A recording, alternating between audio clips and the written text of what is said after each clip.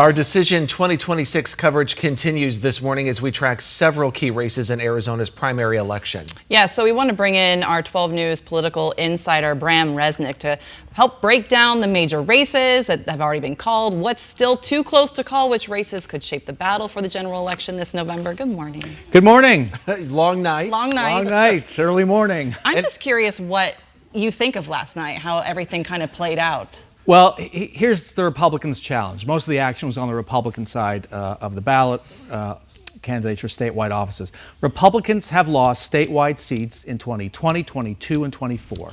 They're on a three-cycle losing streak. They've begun to realize they put forward unelectable candidates, and a couple of their candidates in a couple races last night pointed that out.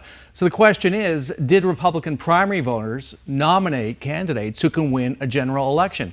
And right now, when you look at the roster of the winners or soon-to-be winners, that's a really open question.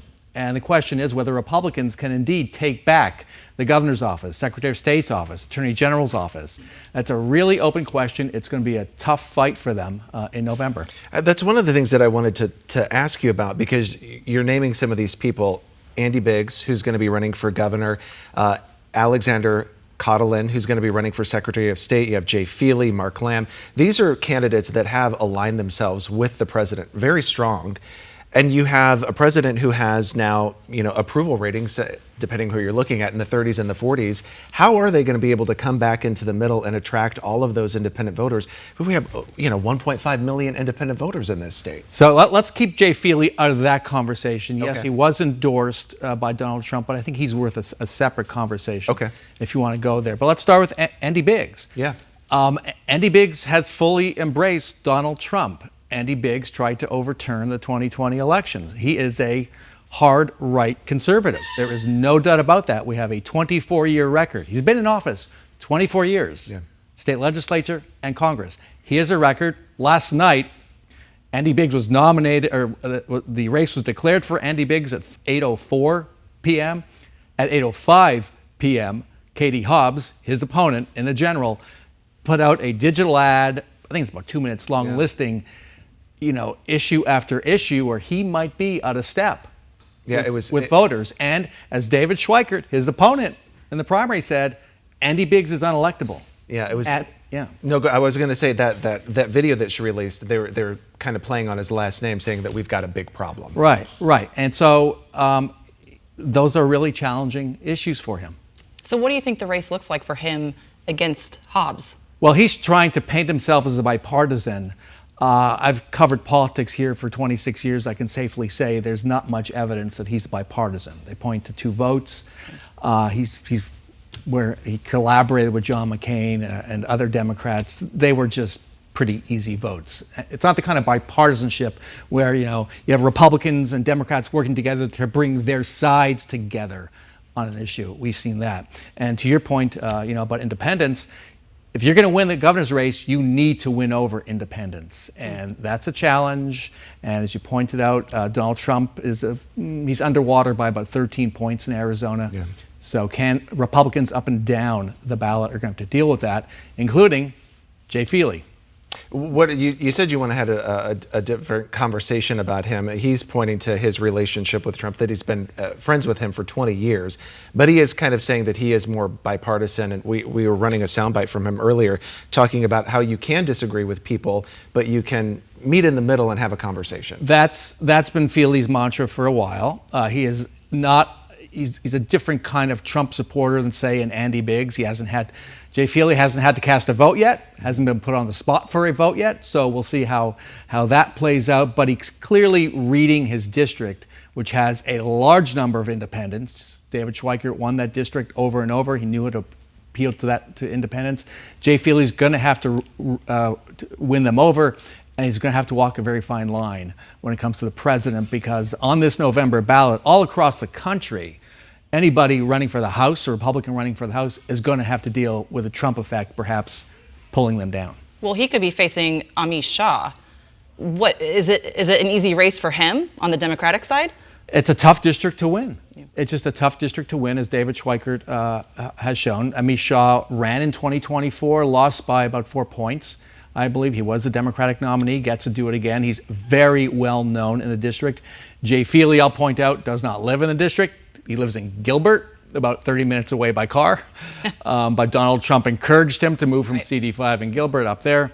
Amish Shah has, it'll be a tough race, but he knows the district very well. And the one thing you can say about Amish Shah, nobody will outwork him.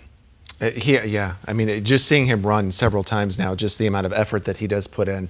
I wanted to ask about the Secretary of State race as well, and what's your thoughts on that with this Alexander Kotlin That's and Adrian Kollodin. Yeah, sure. And then Adrian Fontes, but especially Kollodin, I guess his record here. You know, he was censured, or he was punished by the Arizona Bar Association for some of the lawsuits that he had regarding to the 2020 election, trying to challenge that. What are your thoughts about him moving forward? I want to say something about 2020, because Alexander Kollodin also, as a lawyer, tried to overturn the results. Right. The pollsters tell me, you know what, voters have moved on past that. They're more concerned about affordability, the larger economy. And even still here in Arizona, the border is an issue. So we'll see how that plays out. I would expect his opponents to bring that up. The thing about Alexander Kollodin is he's pushing for some pretty hardline election measures at the Capitol.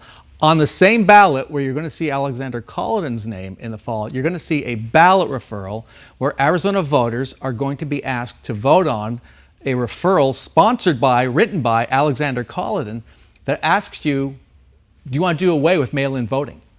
Wow. Ultimately, that's what that referral will do. So that's quite a contrast there. Yeah. Mail-in voting, undoubtedly hugely popular. You speak about law, so I wanted to bring in the Attorney General's race. So I think it's interesting, you have Warren Peterson, he had less than 3 years of law experience. You have Rodney Glassman. Did this race surprise you at all in terms of the results? No. Okay. No, Warren Peterson is a member of the bar. He has not had any professional law experience. He's not been employed by a law firm. He worked as an intern in Scottsdale, and that's the extent of his actually courtroom experience. Didn't surprise me. Rodney Glassman's big problem was he has lost race after race after race since 2007. More to the point, this is a Republican base that's voting. Rodney Glassman has been an independent, a Democrat, a Republican, and then an independent again. He's been all over the map. That's not appealing to the Republican base. Rodney Glassman had a lot of money and hit Warren Peterson pretty hard. But Peterson had allies who fired back, and eventually he prevailed. Clearly a solid Republican with experience to show for it. Just really quick before we go, education. Kimberly Yee on the Republican side coming out on top there. This is a big deal. The superintendent's race is a bigger deal than it's been in the past. In the past, this was a kind of sort of figurehead job. You don't have any hands-on power. You basically have a bully pulpit. But now you're running a $1 billion empowerment scholarship program with all kinds of political issues, financial issues. Kimberly Yee has said something that does appeal to the base and big supporters of school choice, which is parents should decide how to spend that money. Right. In other words, state, stay out of it. You give them the money, let them spend it the way they can. That might be a tough position to defend in a general election. We'll see, but you can bet ESAs, school vouchers, are going to be at the center of that race. We're out of time, but I just have to finish with this. If there's just one big key takeaway from last night's primary, what would that be? Republicans have a tough road ahead of them. Our Brahm Resnik. Late night for you. Thanks for being up early with us. Thank you so much. I love it. Thanks for having me. It's always good chatting with you and getting your perspective. So, of course, November just a few months away. We'll be chatting with you, I'm sure. 103 days, but who's counting? Who is counting? There you go. 103 days. All right, thanks, Brahm.